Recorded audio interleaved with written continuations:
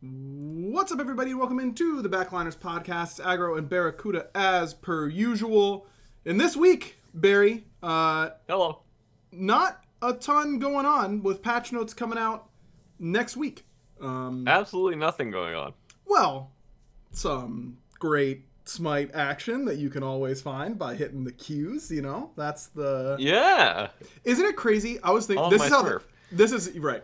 This is how this whole episode's going to be, by the way, is that we're going to be answering questions from chat, and as well as just kind of like hanging out and vibing. I know it might not be the most exciting episode of all time, but oh well, I'm okay with that. So it doesn't matter if you are or not. Because We've given them lots of excitement lately, and True. all of our episodes have been going very long lately. Not late. No, we've been better lately. And we've been trying to make them shorter, so if today's episode is a little short, What do you mean? that's fine. Barry, That's fine. Barry. What? How many What? episodes? You know what? This is the type of time we've got on today's episode. I'm going to go Plenty and of I'm going to time. look up how long the last few podcasts have been. I'm looking. Okay. I'm getting petty about this one. All right. Going to the prediction YouTube here. 50 minutes was the last one. 57 minutes, a little long. Okay. 49:45. That's really good. Okay. That's really solid. 1 hour and 5 minutes, little long. All right. I'll give you that one. This one's Okay, even worse. thank you. Okay. This was the SPL rosters that we had Dolson on. Okay. That's an hour Yeah, and this was the 13 minutes. SPL rosters. Yeah, Okay. we had to. That was a big one. But how about this one? 46 minutes with Snoopy. Okay. Wow. 2 out of 5 under 50 minutes. Not bad. Oh, 50 minutes is the bar we set. Okay. Well, I thought it was yeah. 45 minutes was the bar we set. Sure, you know, it could be whatever we want it to be. We could, but everyone always gets upset when we say it's going to be shorter episodes. So, you know, we're my personal bar. Here's how I look at it. I'm trying to get the main show content done in 45 and then 5 minutes of the random question of the week from our podcast. Yeah, that's fair. Yeah. That's Okay. what I'm thinking. All right, chat, ask your questions, and in the meantime, Aggro, Yeah. did you get any boiled peanuts? I did not. I did not. My brother. I feel like this. I'm going to be honest with you, Barry. I feel like you're going to have to do some heavy lifting here on this one. I feel like it is hard. It's going to be. Look, my first experience with boiled peanuts was so terrible that Okay. it is going to be very difficult for me to feel motivated to go and find good boiled peanuts on my own. I think I'm just keeping it a buck with you. You're going to have to say, hey, Aggro, I found a good boiled peanuts place. Let's go there on Saturday or whatever. But not this Saturday because I'm busy. But, you know, a different Saturday. They don't have, like, good boiled peanut places just sprung around as far as No, I you've know. got to just like drive around and find an abandoned gas station that has boiled If you peanuts. feel like you're going to get shot, you're in the right place. Right. Maybe. You might be in the right place. Or if he's I could be missing- biting into a piece of shoe again like I did the last time. Okay, it can't be that bad what you had. It was terrible, bro. It was so bad. You know they're supposed to... It was a legitimate, and I mean this completely legitimately, I would not give that more than a 1 out of 10. Wow. Was it, like, salty, at least? Yes, in a terrible way. Like, and I love saltiness. Both in gamers, that's not true, and in food, and that part is true. It was just terrible across the board. Texture, taste, it just abysmal. It was just so bad. It was just absolutely so bad. I'm sorry. That's Okay. First question is, I'm just gonna... Okay, so what's the best way to make Hachiman a good character? That's what chat wants. I would. Yeah, I'm interested in your answer first. I want the one to feel like a better button than it does now. It felt like a good button before, but now since Ishtar's release, it kind of just feels like he has a way worse version of Ishtar's one. Interesting. So maybe giving him either more shots, more damage on the one, because I think before the 9.5 patch, it felt like you could kill someone with your Hachi combo. Like if you 2'd them, if you auto cancel, if you dash, if you ulted, it felt like they died. But since the 9.5 change, you haven't been able to get that like burst off anymore, so you're kind of relying on your one a lot more as a steroid now, and also relying a lot on your two steroid. Yeah. Like the placement of the two and fighting in the two. So I think before you were throwing the two for poke and it felt good, but now when you throw the two for poke, it's like you have to auto trade a lot more than you used to. Or at least it feels that way. So probably buffing the one a bit. I think the 2 and 3, I think 2, 3, and 4 are all good buttons and in a good spot, but I think the one just feels like pretty lackluster. Yeah, I think characters like Hachiman, in my opinion, are some of the hardest to buff because they aren't. A lot of times when we're looking to buff a god, or creating a new god or something like that, like we discuss what is the niche this character fills, what do they excel at, what is their identity as a god, what is their fantasy, that you're playing as here. And Hachiman has always been and has been very, very successful as he's the Mario, right? Like he's all arounder. I agree. Doesn't do anything super better than anyone else. Isn't bad at anything. He's just kind of solid. And those characters, by their very nature, are hard to make stand out because there isn't that identity to lean into.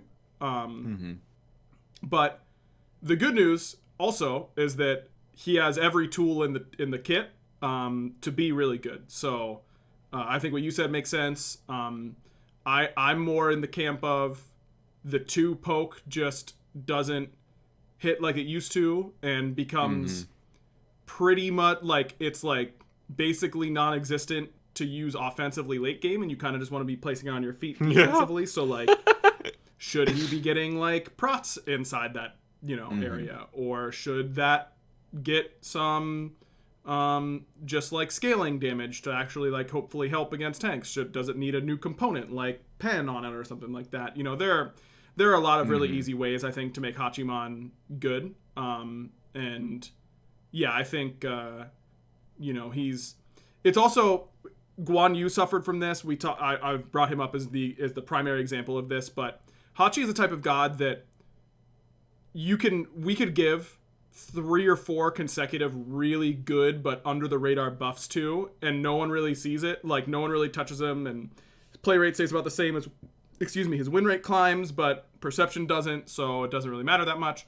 And then we give him the one final buff that pushes him over the edge, and everyone's like, what the heck is this thing? Like, what has happened? That's what happened to Kurnanos, right? Like, CERN was unplayable. Crazy buff after crazy buff after crazy buff, just unplayable. All of a sudden, top hunter in the meta, eats 3 nerfs in a row, still considered the top 2 hunter. So I think that we usually have to be pretty careful when it comes to gods like Hachiman, because they can sneakily get away from us a little bit, at least in terms of community perception. But it's a good one, because Hachi definitely is one that we haven't seen a lot of recently, and probably a good buff candidate, just based on perception. Yeah. For me, like I said, probably just buff the one if it was me, because I think, like I said, since Ishtar came out, a lot of people have that direct comparison now of like, oh my gosh, Ishtar 1 has like so many other buttons and so many other things that I can do with it. Right. And you press Hatsu 1, it's like, it's like, I could just be playing Ishtar instead. That button got a lot better since he was released. Like, over the years, he lost his horse, instant horse cancel, but oh, that was the best part about it. Dozens of players were doing that in the entire world, probably, and I mean that literally, like dozens only were doing that. So you nerfed it just for me. Yeah, exactly. Because it was continually an issue at high level for counterplay. So I mean, it does now have the extra damage, the whole area. Like, it doesn't do any fall off or anything like that. Increased scaling. It doesn't slow down your attack speed or anything like that. I mean, he could literally just get bonus attack speed for those attacks. It probably treads on Medusa's shoes a little bit, but like we could. do something like that. You know, there's a lot of things that we could do with Hachi for sure. But next question is for me. How am I liking managed showers? Yeah, how are you liking mana showers? Taking showers and getting mana. I love it. Sitting in the fountain's really nice. Uh-huh. I like regenerating. I assume you're talking about Marty. Mm-hmm. I love him. I think I've always liked the immobile hunters that kind of you want to get dove on and you just return like a lot of damage. It's kind of like the AMC style of kit.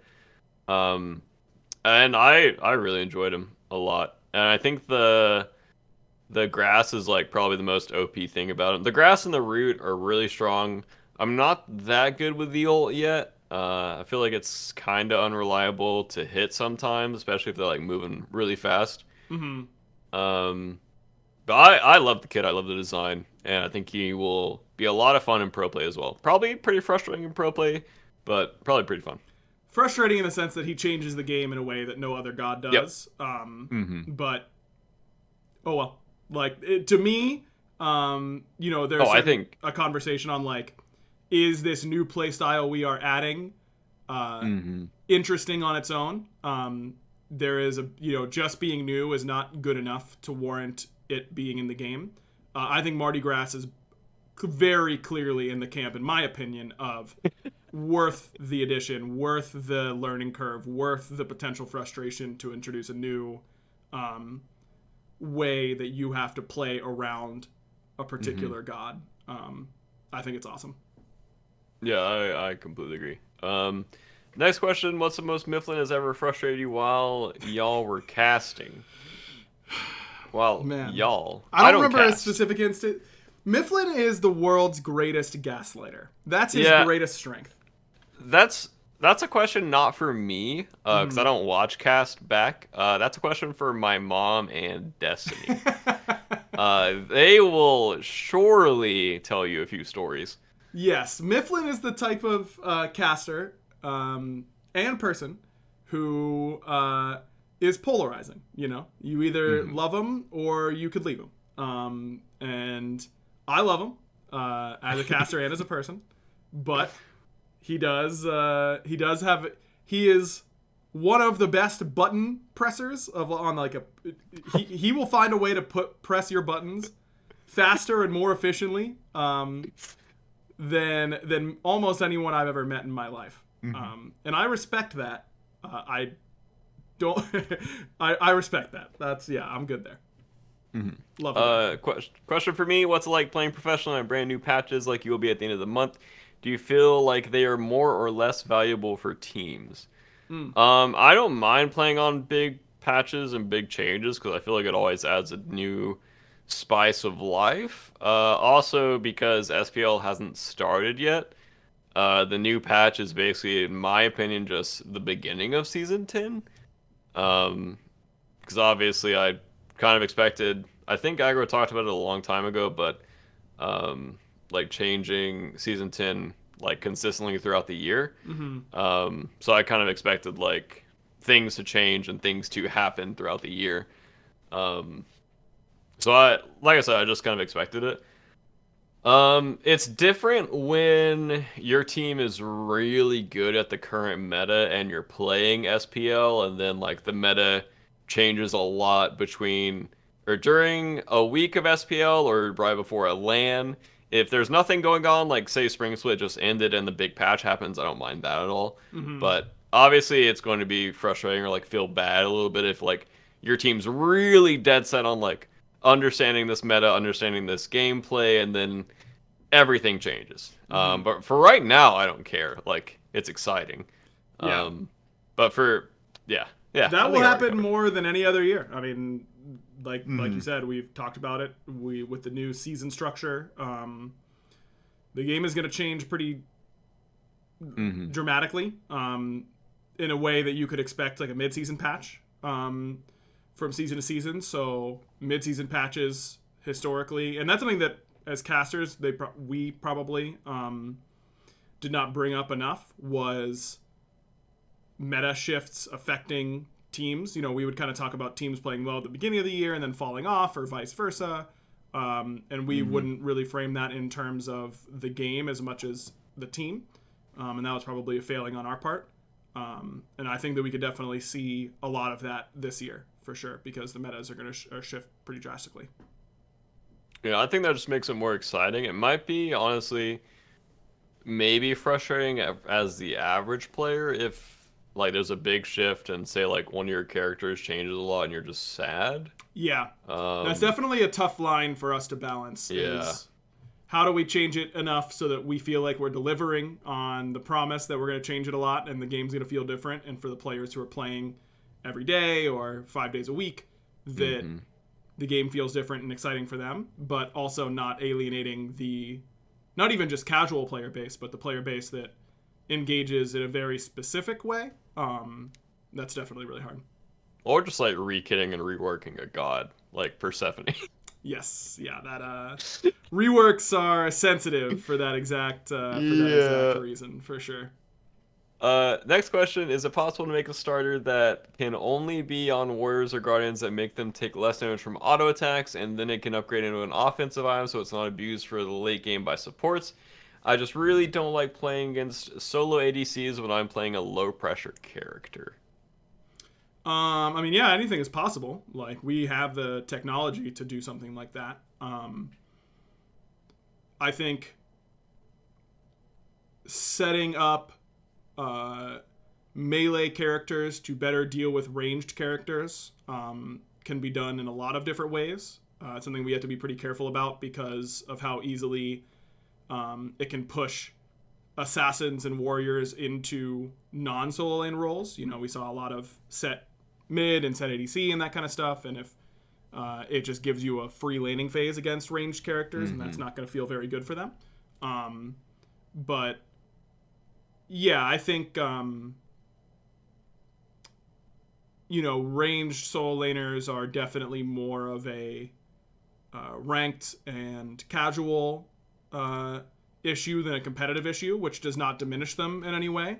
It does just mean that it is a little bit harder to solve, because if we and this is the case for if it's pro only and it doesn't affect casual and ranked, like anytime one of the communities is being affected and the others are not, we have to be careful that whatever fix we introduce doesn't open up Pandora's box and introduce a host of other issues. Like, we have to be sure that it isn't going to be abusable, or if it is, that we are introducing good ways to kind of work around it for the community that is currently struggling with it. So I think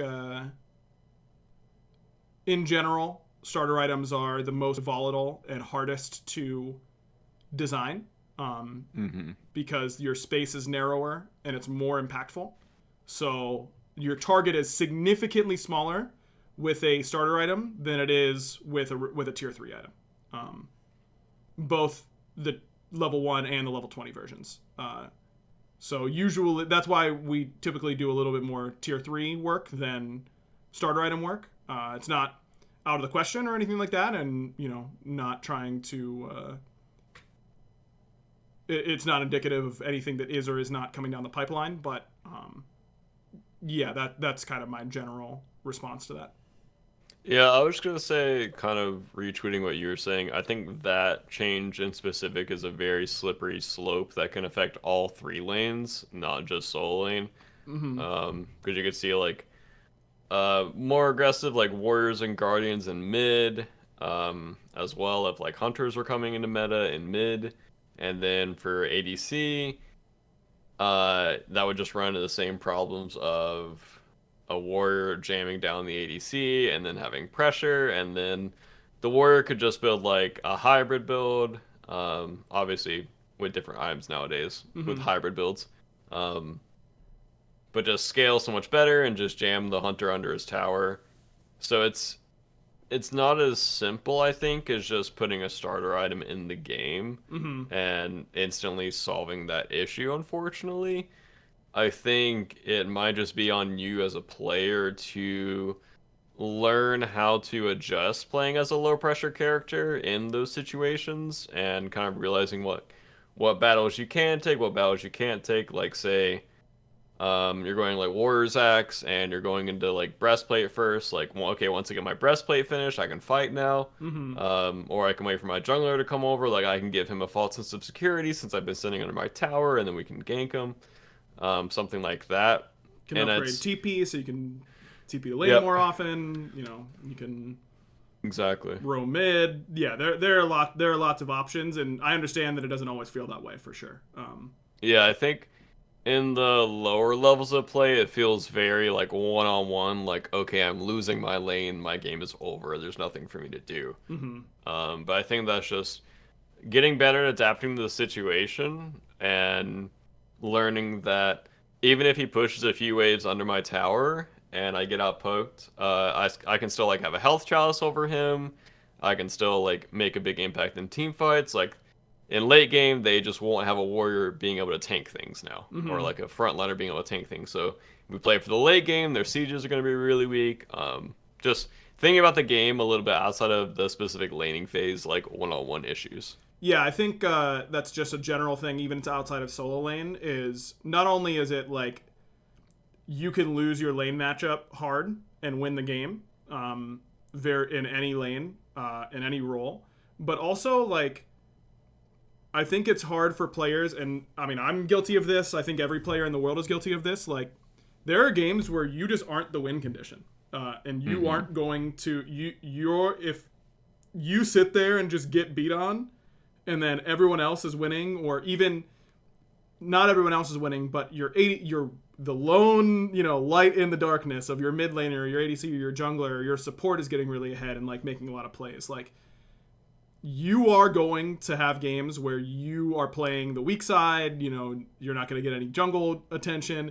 Yes, the jungler should gank the ADC solo laner. Yes, we all know that that's the case. It's not going to happen in some percentage of your games, and the players who are able to climb consistently don't,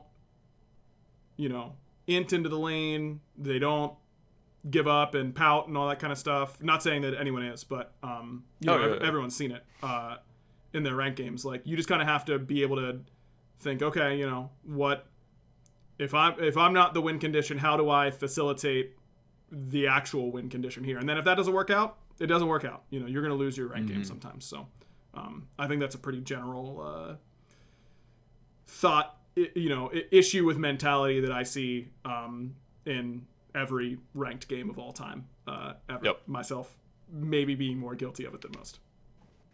What can be done about the lack of mobility on older gods? It seems to hamstring them competitively. I assume you're talking about like Zeus and Artemis? Yeah, I assume this is a fairly common. Let's see here. There's a fairly common discussion point, whether it's lack of mobility or lack of CC. That was a big talking point not too long ago, was that all these new gods had so much CC and all these old gods really didn't, and how are they ever supposed to compete? And when you actually go back and compare some of these kits, there's just a lot of recency bias. And that's normal and natural. But, I mean, let's look at the last two gods of Surtur and Martikaros. No leaps or dashes. Surtur gets movement speed, so does Marty. They both have ults that take them out of combat. Lancelot is certainly an exception when it comes to mobility. He's incredibly mobile. But for the most part, it's really not that different than you can point at a bunch of stretches in seasons past where mobility, there was a stretch where there was a lot of mobility gods, and there's a stretch where there aren't a lot of mobility gods, and that's when we've released 125 of them or whatever it is, that tends to happen. Like Susanoo and Jingwei came out in back-to-back patches. That's a lot of mobility. Yeah, I'm not sure if older is like season 0 and season 1. Like we're talking about like Ares and Arachne and like Thanatos, Sure. I guess. I mean, those. I'm just not sure exactly like what Yeah, era. yeah. I mean, that's just kind of the reality is that gods. yes, gods made in 2012 are going to feel very different than gods made in 2023. And I don't think that we should be aiming to make gods that feel like they were made in 2012. I also don't think that gods that were made in 2012 need to be remade just because they were made in 2012. You know, there are people who love those gods, like we were talking about with reworks, kind of alluded to. Like, I could list 25 gods that I think I could make better by reworking them off the top of my head, and it just wouldn't be. I still wouldn't want to do it because the benefit is not usually there for that type of thing. You know, there have been very successful tweaks to kits. I wouldn't even call them reworks, but you know, feature additions, like Hebo not rooting himself when he threes is a great example. That was a way to make that god feel more up to date, more modern, and not change his overall gameplay loop. It made him stronger, but it made him feel a lot better. Agni getting detonate damage on the gas popping, like those types of things, I think are what I think are better ways to keep the roster up to date and competitive, rather than trying to constrain our new god designs to what would have been considered acceptable in 2012 to 2014, something like that. Yeah, I also think balancing a lot of the older gods is quite difficult without changing their kits. Because I think Arachne is like a prime example of a god that is not very good at top end play, but probably dominates low end play by like a wide margin. And also, like you were saying with like the mains of characters, if you're changing them a lot, I feel like that changes someone's entire identity of what Smite is. But I do feel like tweaking the knobs is good in some ways, but if a god is like Zeus and Freya, where they either kill someone or they don't, I feel like tweaking those knobs is dangerous. And that's probably why a lot of those kits aren't touched as much, because I think at the lower levels of play, like, people don't know how to play against those gods, and they'll just die to them. And at the top end play, like, the immobile gods get punished a lot more, and dove on, or like peeled well, and they kill everyone. So I think it's kind of hard to balance immobile characters, honestly, because a lot of them are just damage dealers. Just like they deal X amount of damage, and sure. I think changing those kits is kind of dangerous sometimes. Yeah, I'm not really sure how to answer that, honestly. Yeah, I mean, it's a tough one. It is. It's interesting to me. Do you feel like every god needs to be, at some point or another in their history, competitively viable? No, definitely not. I think that if we were to release a new god that literally never became competitively viable, I do think that that would be problematic, and I don't think that that's hypocritical, because gods in 2012 weren't designed for esport, you know, with esports in mind. It wasn't something, you know, now I can tell you that, you know, I'm considering what pros are going to do with every ability I make. And that just wasn't the case back then. So I think it is different now. I don't think that Arachne, for example, needs to be made competitively viable. Did you know that, I think it was like last week or 2 weeks ago, the NA LCS, which is like saying ATM machine, like the Pro League play in North America, had their first ever Garen pick. They picked Garen for the first time ever. Garen had never been locked in LCS. And Garen is like their Neath, by the way. Well, kind of. Lux is their Neath. But Garen is like the Guan, I guess, is our, like... Is he still our tutorial warrior. I don't know. He's their tutorial warrior. Had never been played in NA Pro Play, and got locked in like the other week and won. But I didn't, not saying that there's a bunch of Reddit threads about BaRRaCCuDDa not being competitively viable, but that is that just comes with the territory of having an old game with characters that predate your competitive scene, in my opinion. Mm-hmm.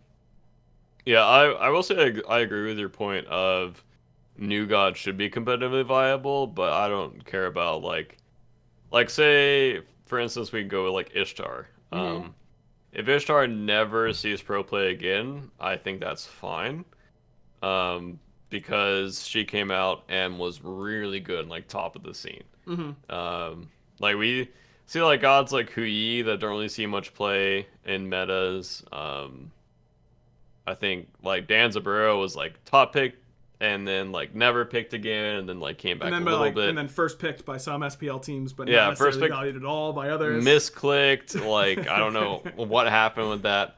And then like Apollo I think is also one of those gods where like he's just not that great right now. And I think that's fine. I think that's fine for metas to shift and for gods. Like I don't think Smite competitively should be balanced around making like all 120 gods like competitively viable at the same time. I think I mean, that'd be my personal opinion, not that of the entire design team, the amount of god diversity we have in SPL play is fantastic. I do not feel like we need to do more to make the SPL meta, if it follows the same trends that it has for the last few years. I think we are in a great, better than could ever be expected spot in terms of diversity, in my opinion. Next question. Heading into SEC qualifiers, how do you both feel about the amateur upcoming competitive talent this year? Do you anticipate any particular breakouts from any SPL play-ins players? Yeah, we talked a good amount about the players that impressed us on the episode right after SPL play-ins. My brain is mush and can't remember very well all of that. So I would recommend going and listening to that episode. But I think if the level of play we saw at play-ins continues in SCC play, it will be the best the SCC has ever been. Yeah, I agree. As someone who has watched more SCC than I wanted to, and I'm happy to admit that, it would be the best it's ever been. So I'm hoping that it is, because it was... SCC is typically dominated by 1 to 2 to 3 teams if you're lucky. If we can have a competitive league top to nearly bottom, I think that would be really, really good for the scene. Yeah, I agree. Yeah, I'm just gonna reach what you said basically. Easy. Next question. Does Spy have plans to fix a lot of old bugged interactions or auto attack chains and nausea always being bugged, for example, or falling through the map when you circuit Rama going into the air? Yeah. I assume it's hopefully, and yes, we plan to fix bugs. Yeah. Yeah, it's just whatever priority is available for them to fix. Yeah, it's tough. We want to fix bugs. We have a community Trello board where you can see what bugs we have tracked and tracked down and all that kind of stuff. I highly recommend checking that out. And if you experience a bug that you don't see on there, please post it. And we do our best. Are there any plans to liven up the map more? Season 9 was full of stuff and it just seems barren compared to it. Yeah, how do you feel about this idea here, Barry? Do you think that the map? Do you subscribe to this idea that the map right now is too? Oh, my headset simple? Literally just died. Well, that's perfect because I can just talk while I change my battery. And there's no repercussions. I agree. I think season 10 has a lot less to do on the map than season 9. I was talking about that on my stream for a little bit. It feels like a very simple version of Conquest compared to season 9, and I think it's very noob friendly right now for people to, if they haven't played Conquest in a while, I feel like it's the best time for them to jump back in and play Conquest because it's so simple and easy, and there's not really much to do like you're kind of just laning and just getting your buffs, and also I think it's the easiest probably it's ever been to defend your buffs as well. Mm-hmm. Not saying like pressure and everything doesn't matter, but I think for support players in general, there definitely was a big change in like what is going on macro wise on the map. Especially for the players that like to get active and like to get out of lane. Um, yeah, it's definitely a big change. It's a very simple version of Conquest, I would say, especially with the lower respawn timers on buffs. Yeah, it's But I don't think that's like a bad thing necessarily. It just no, changes it's the a way you fair. play I the mean, game. it was not an accident. Hmm. We wanted to simplify Conquest a little bit going into season 1 of year 10. Hmm. I think when it comes to map mechanics, when it comes to anything in any game, you just reach a critical mass of we have when you just add and add and add and add, it means that you need to eventually take, or else it just becomes Hmm. this uncarryable burden. Yeah. We're just asking players to do all of these things, and so if we wanted to introduce Hmm. any new mechanic, but you have to worry about your scorpions and your cups and all that, it's like, oh my god, where am I supposed to be? We have to break it down in order to build it back up. Yep. It's and I think the community was. I was worried about that because that's the exact messaging we had when we talked about adding all the, doing all of the item shifts, right? Like we Hmm. said in our messaging, and we're very clear. Like we know that we are taking away a significant portion of the tier 3s. It has to be this way.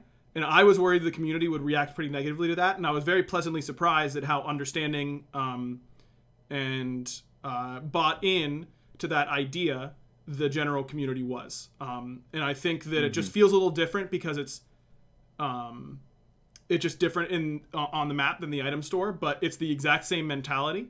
And the conquest map is changing with the seasons. That's not a secret or anything like that. We're doing these updates to the map throughout the year, and I can't I can't tell you what's coming in any of those updates, but I think I'm pretty safe in saying we are going to be experimenting with different things, and we are not intending to take features away from Conquest at this point without adding something else in return if we were to do that. You can expect to make just like we did in previous years, think about how different the map felt from launch of season 9 to the end. Right. We are committing to doing more change in a year than we did last year. I will let people draw their own conclusions to that.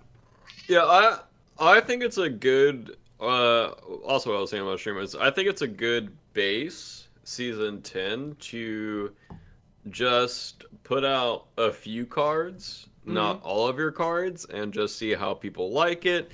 See if they like the map. See if they like Gold Fury Pit, Fire Giant Pit, Pyro. See how the current gods are playing in those situations, and then add things, and then twist your knobs afterwards. Like I think it's Yep. a very good.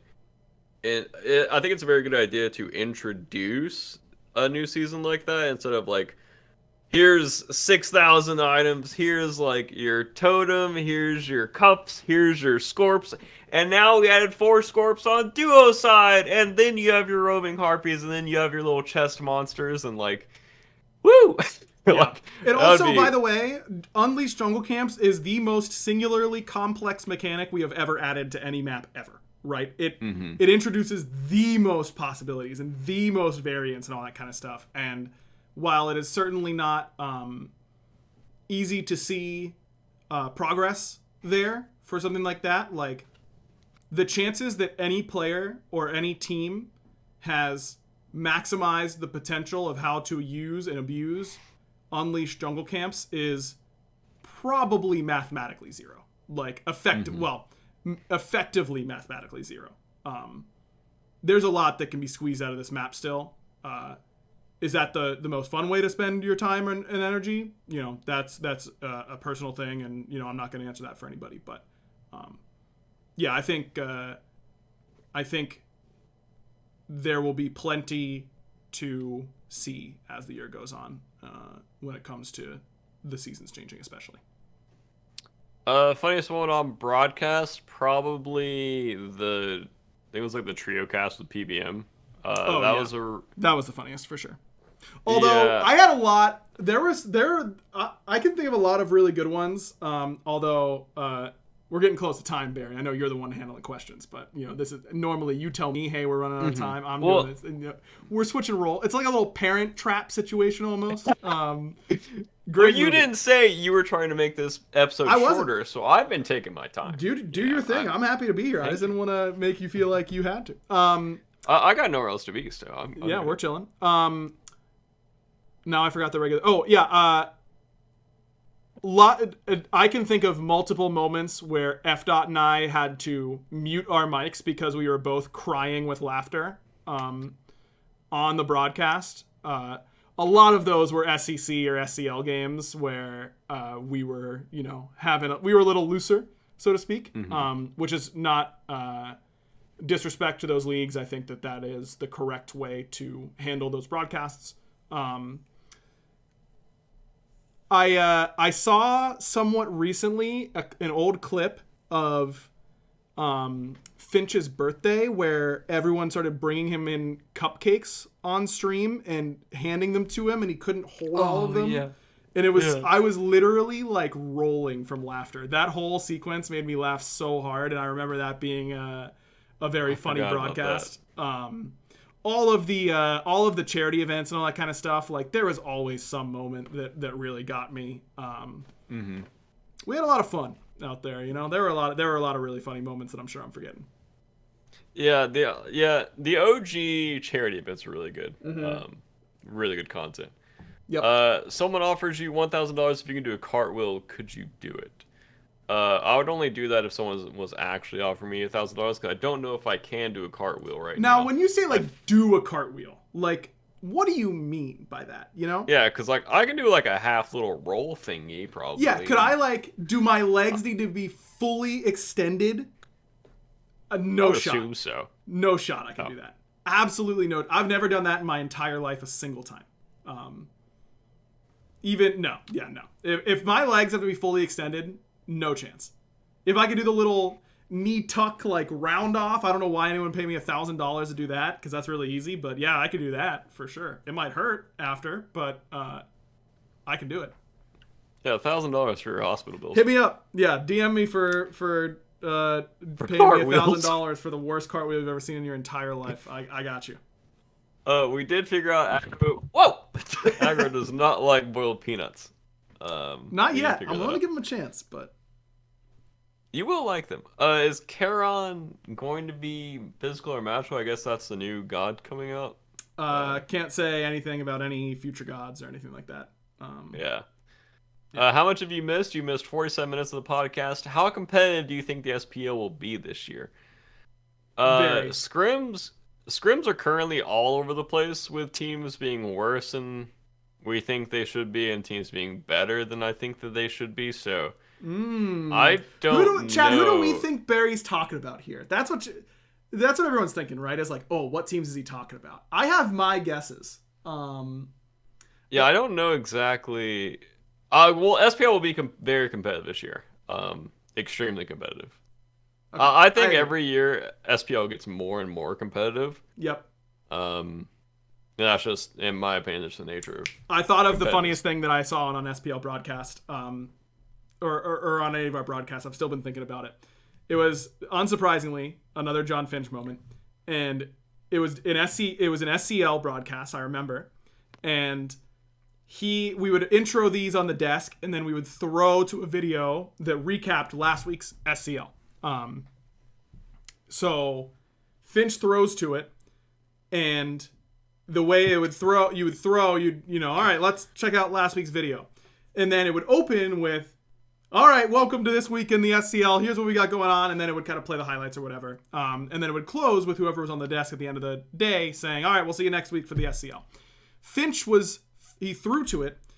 He was the person receiving the throw in the video the person giving it back at the end of the video, which happens from time to time. But no one else, when Finch gets it back, he kind of like pauses and he goes, and you can tell that was last week in the SCL because there was another week of light in my eyes. Anyways, here's this week in the SCL. And I was like, what a line. And who thinks that besides John Finch? Oh my God. It was the funniest thing I remember watching it from the break room and just losing it. Just like absolutely, I could not believe what I heard. It was so funny. I still think about that phrase constantly. There you go. There's your delayed answer. That was the funniest thing I think I've ever seen on broadcast. SPL players get to play on the new map tomorrow, don't they? I don't know. I also don't know. It is pretty typical for us to provide SPL players with practice ahead of time, especially on a bigger patch or for a bigger tournament. In this case, it is both. So I assume we will be doing that, but I don't know what I'm allowed to say on this matter, to be honest with you. Yeah, that's what I was thinking too. So, yeah, I don't know what I'm allowed to say, but we typically do try to do that. You know, we try and be respectful and understanding, and hopefully it gets worked out. For Aggro, did you have a technique to prevent yourself from cursing while broadcasting? I curse a lot, and I'm trying to not curse while I'm at work so I don't make people mad. Not necessarily a technique. In my mind, to me, when I was on camera, it was just like a switch got flipped. Like, I'm just in a different mode. I'm in a different headspace. And in that headspace, I don't swear at all. People who know me or have talked to me for like 2 seconds off camera know I have one of the... I swear more consistently than almost anyone I know. And I get that a lot, that like all the time, when I would stream a lot or something like that, or I meet someone in person and I swear within the first 5 seconds of them meeting me. They're like, oh, it's so weird to hear you swear because I'm used to seeing you on camera. And to me, it's like, oh, it's weird that you don't know that I say the F word like every 4 words. That's just, yeah. So unfortunately, I don't have any great advice, but just go ahead and partition your brain, like a hard drive, and create work brain and put all the things you need in there for work. And it really works well because it helps remove distractions that default brain has. I'm not, if I was properly in my broadcast mode, I'm not thinking about random stuff that I think about on a regular basis. It's forget about everything but fine dining and breathing, to quote Squidward. So, but don't forget your name in there. That's my pro tip. Yeah, I also agree with you because I like to not cuss on stream, but I cuss in real life. I guess that is real life, huh?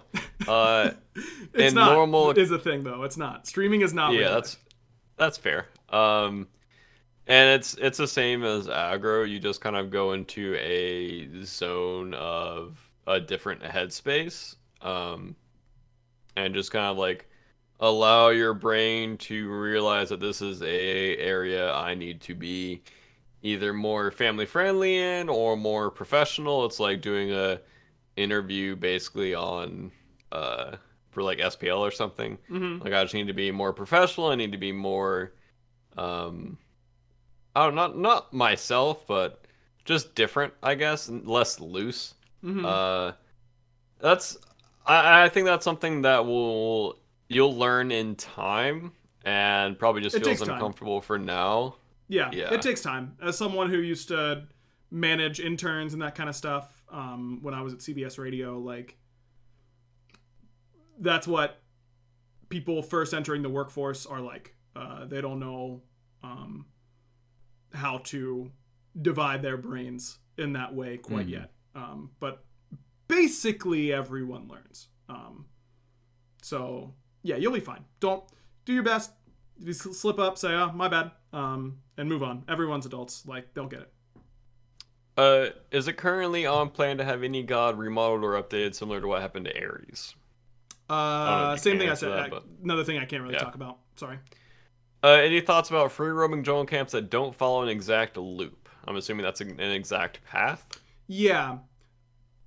There is one really big issue with that. BaRRa, you have a guess as to why we are hesitant to do that? Well, I just don't think that's a good idea to begin with. I feel like it adds a lot of randomness into the game. Bingo. And what happens if the camp just happens to spend more time on my side than the enemy side, or vice versa? And now the game is out of your hands a little bit. There is room in MOBAs for randomness.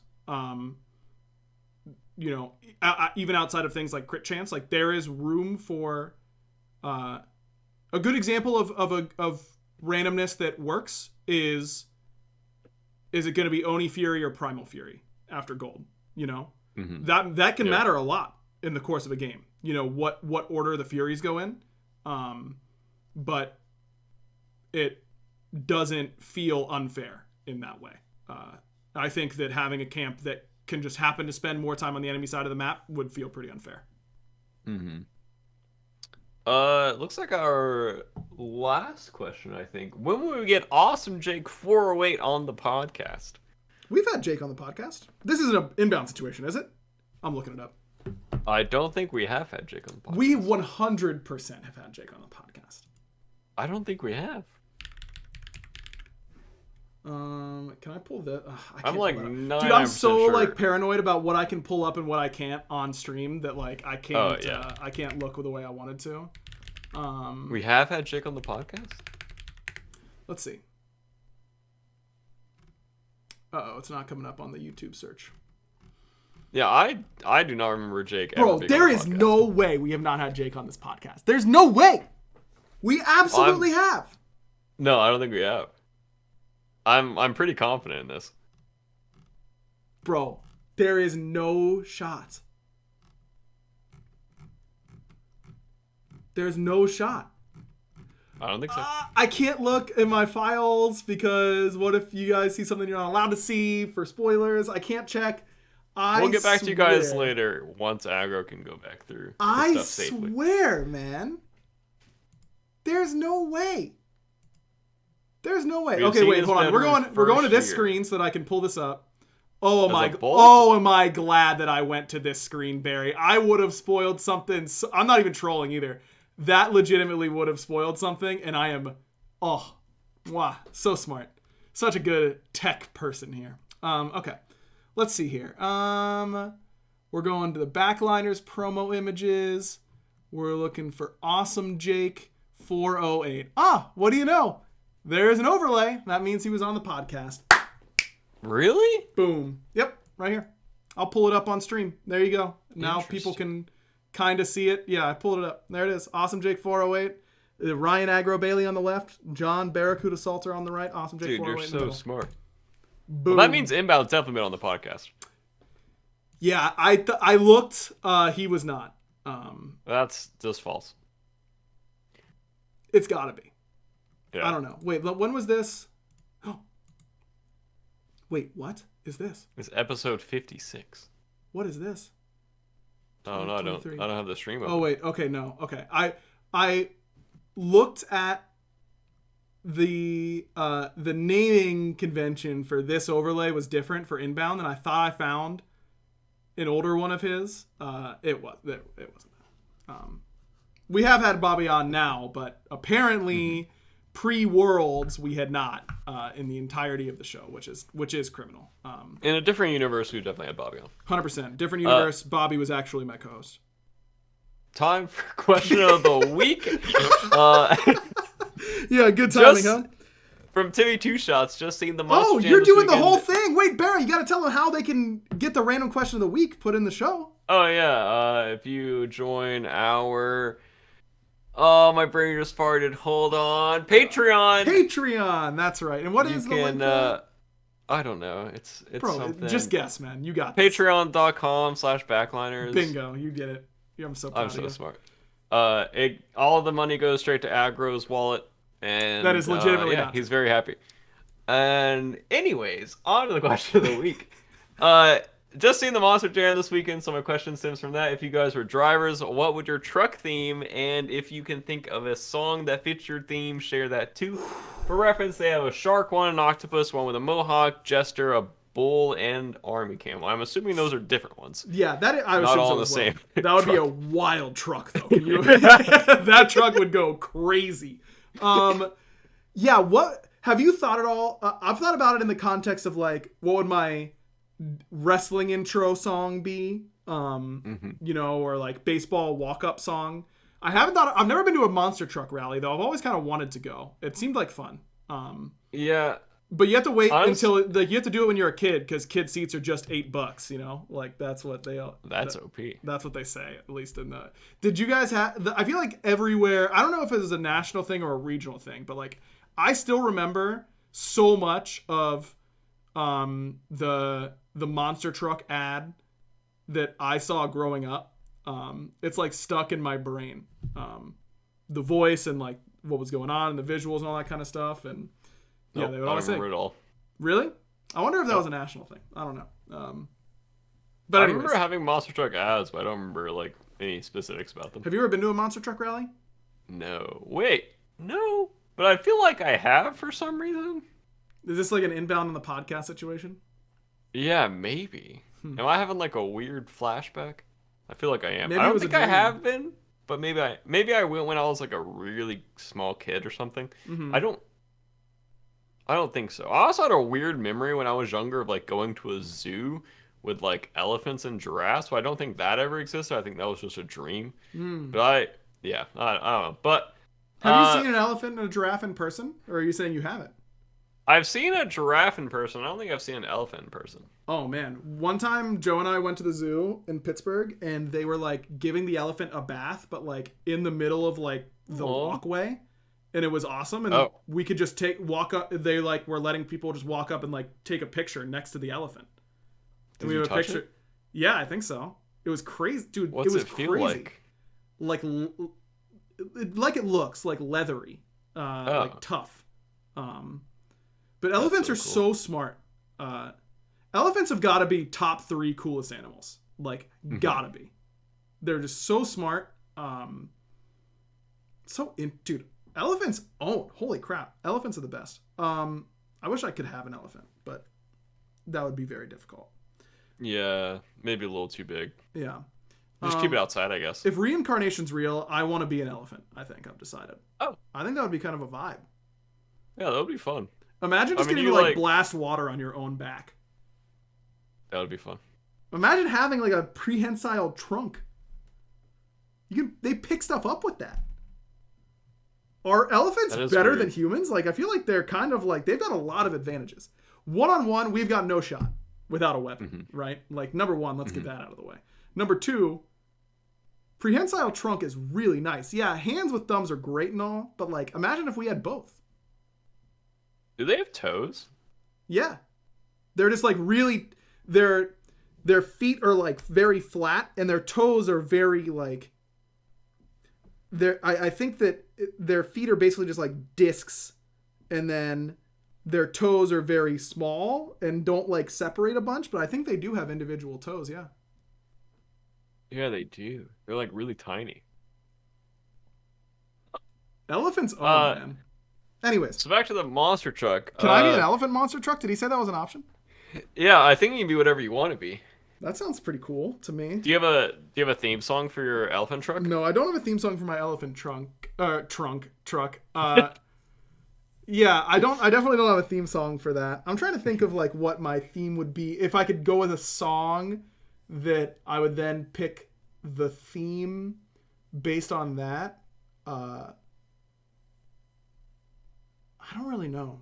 I'm trying to think of like a good intro song, and the only one I'm thinking of is the is one of the Attack on Titan intro songs. But it would be banging. The rumbling song would be really good.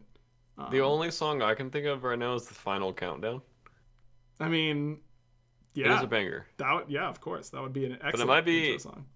Very not original, so. And it would be very expensive to get those rights. Do they have to care about rights? Probably not, right? Like they probably could play a short. Assume not. And then I feel like a BaRRaCCuDDa one would just make sense. Yeah, you gotta go BaRRaCCuDDa. That's the only option, bro.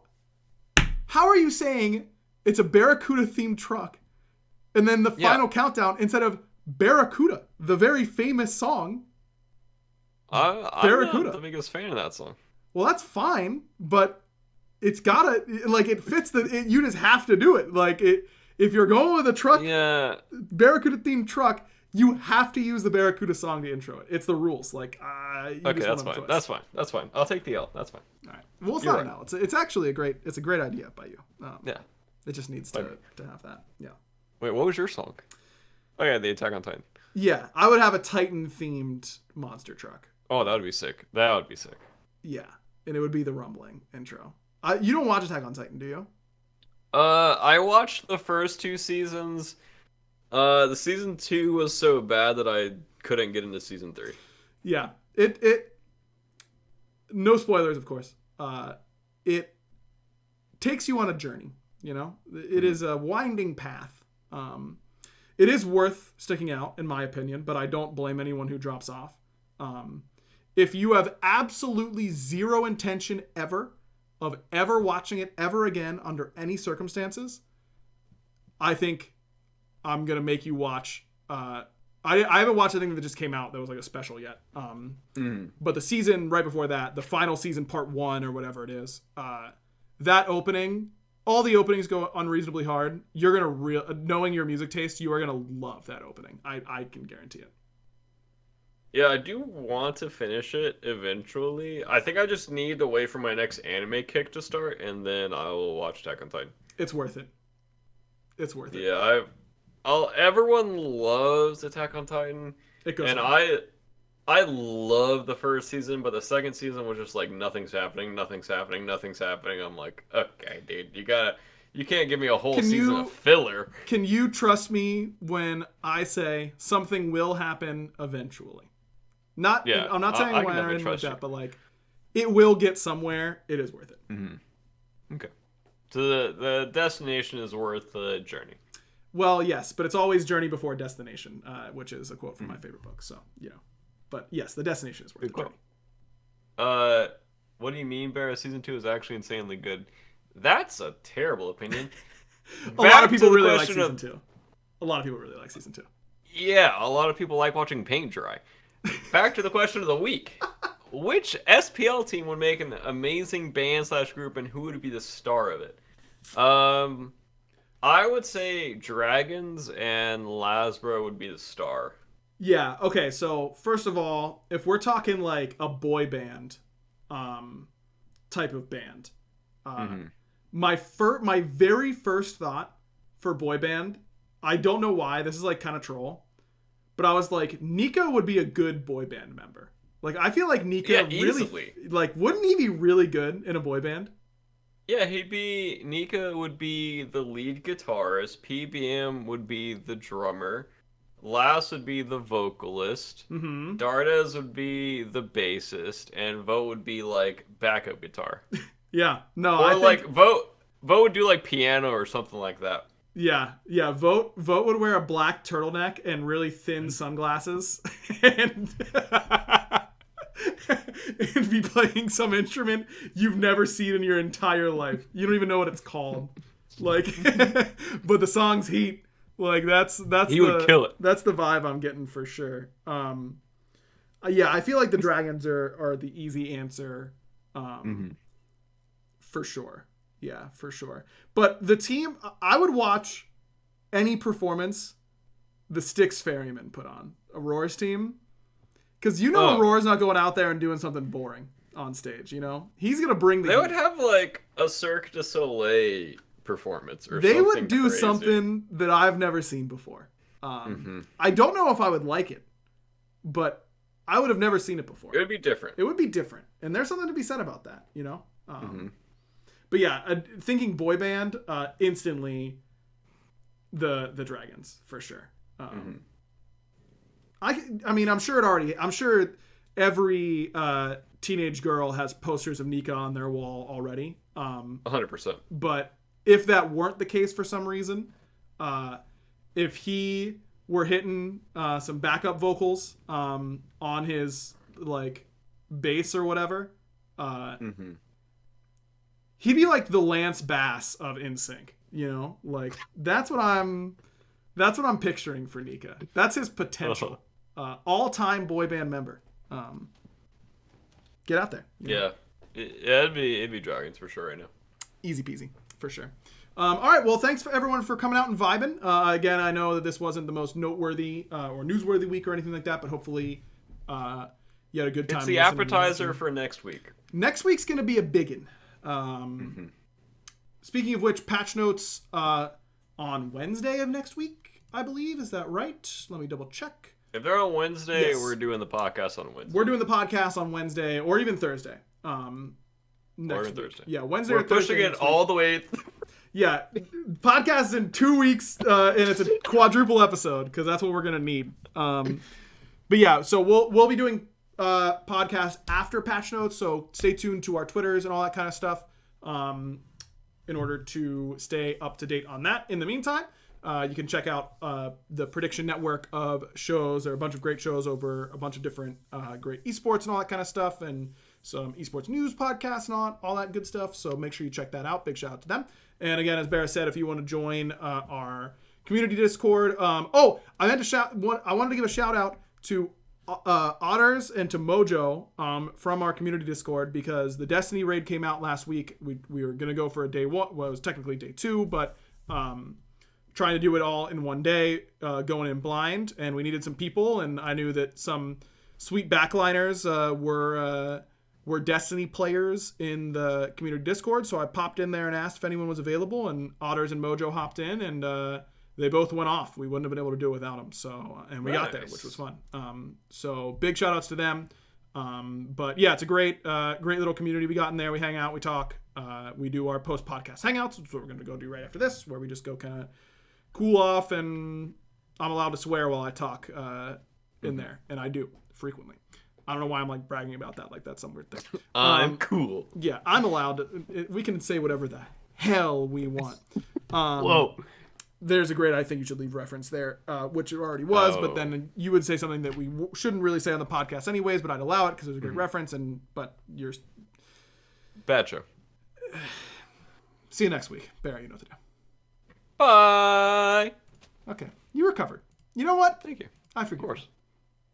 You always do.